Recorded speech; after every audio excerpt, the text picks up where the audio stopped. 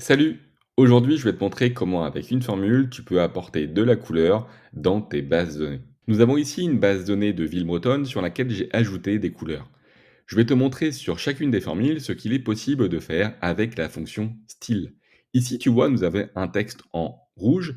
Tout simplement, j'ai appelé du coup sur la formule la fonction style suivie du texte à colorer et ensuite la couleur du texte que j'ai envie d'appliquer.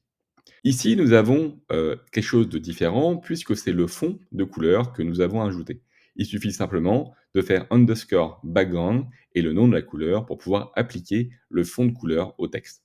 Ici, nous avons combiné à la fois la code couleur, sur le texte et aussi le fond de couleur. Pour cela, il suffit simplement d'ajouter plusieurs paramètres à la fonction style. Comme tu peux le voir juste en dessous avec, Brest ici, on peut aussi utiliser autre chose que des couleurs. Ici, nous avons mis en gras et nous avons mis en italique, le nom, de la ville. Ensuite, ici, nous avons combiné tout simplement une nouvelle fois les mises en gras, la mise en italique et des couleurs.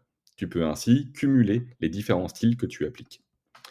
Ici, nous avons ajouté la même chose sur un fond pour avoir 4 éléments de personnalisation sur la fonction style.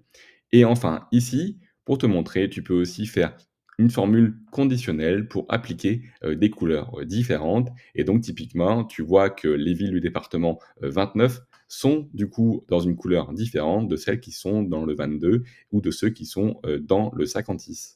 Et voilà pour cette petite astuce qui te permet d'ajouter, des couleurs à des éléments de base de données via une formule style. N'hésite pas à consulter le site notionexplore.fr pour retrouver, d'autres guides et astuces sur Notion et à t'abonner à cette chaîne où je vais, publier régulièrement des vidéos comme celle-ci. Je te dis à très vite.